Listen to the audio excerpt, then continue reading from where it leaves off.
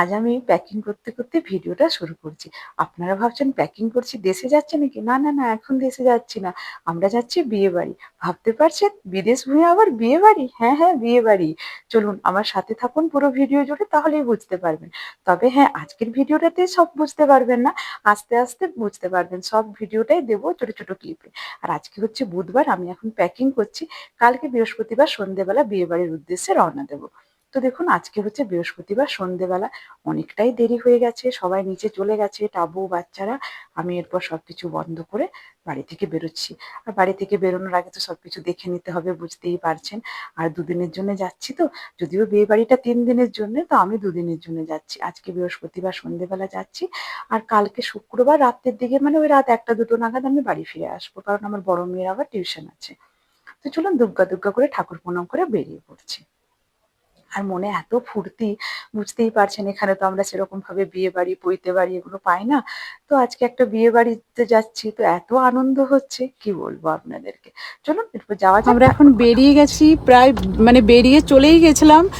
অনেকটা যাইনি, জাস্ট বাড়ি থেকে ওই 5 মিনিটের মতো গেছি। আর ভাগ্যিস মনে পড়েছে যে আমি তো জামা কাপড়ের ট্রলিটাই নিইনি, আবার ট্রলিটা নিতে আবার এলাম, তারপর আবার বেরোবো। কি অবস্থা, ওটা না নিয়ে গেলে আর আমরা জামা কাপড় কালকে আর কিছু চেঞ্জ করতেই পারতাম না। আর শুনলেন তো কি কাণ্ড ঘটিয়েছিলাম, ট্রলিটা না নিয়ে যদি বেরিয়ে পড়তাম টাবু আর ফিরে আসতো না। আজকে গিয়ে আবার কালকেই আমাদেরকে বিয়ে বাড়ি না দেখেই চলে আসতে হতো। আর দেখুন আমরা রওনা দিয়ে দিয়েছি, এখান থেকে বিয়ে বাড়ি যেখানে যাচ্ছি প্রায় 1.5 ঘন্টা, মানে 100 কিলোমিটারের মতো দূরে হচ্ছে বিয়ে বাড়িটা। তো চলুন প্রায় পৌঁছেই গেছি। এই যে দেখুন চলে এসছে, এই যে দিদি দেখছেন, এই দিদিরই হচ্ছে অ্যানিভার্সারি, 30th অ্যানিভার্সারি হচ্ছে। তো সেই জন্যই আমরা এসেছি। তো সত্যি অ্যানিভার্সারি বললে হবে না, একদম ছোটখাটো একটা বিয়ে বাড়ি হয়েছিল। আস্তে আস্তে আপনারা সব দেখতে পাবেন। এখন কন্ট্যাক্ট করছে যে তুমি আমি খাচ্ছিলাম, কি খাচ্ছিলে তুমি এত ব্যস্ত খাওয়াতে? একটা করে 5 লাখ 6 লাখ 50, আজকেরটা যেটা হয়েছে আমার খুব জল তেষ্টা পেয়েছিল, তাই এখানে জুস খেয়ে নিচ্ছি। এখনো অনেকেই আসতে বাকি আছে, আস্তে আস্তে আসবে, যেহেতু আজকে বৃহস্পতিবার সবাই অফিস টফিস থেকে এসে একটু ফ্রেশ হয়ে তারপর তো আসবে। আর এই যে দেখুন আমরা এখানে কি হচ্ছে, এত ধোঁয়া কেন এখানে?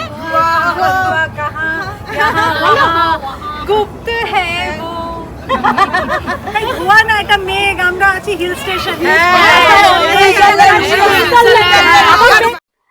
আসলে এখানে বারবিকিউ হচ্ছে, তো তাই এত দেখছেন। আমি কিন্তু ভিডিও করছি। হ্যাঁ,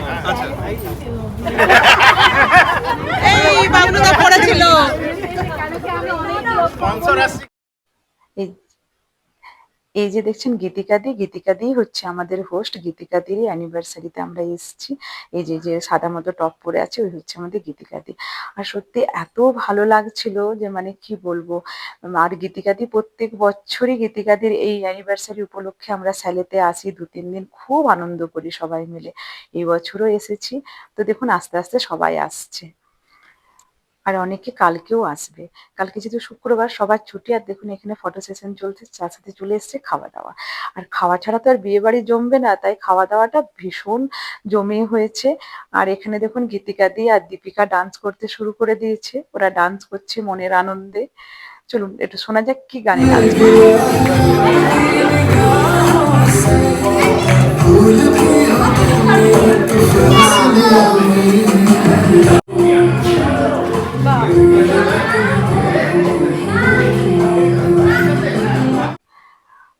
আর দেখুন ডিনার সার্ভ করে দিয়েছে। চলুন এরপর ডিনারটা করে নিই, তারপর আজকে প্রচুর প্ল্যান আছে, কেক কাটিং হবে, গেমস হবে। তো এগুলো আপনাদেরকে পরের ভিডিওতে শেয়ার করব।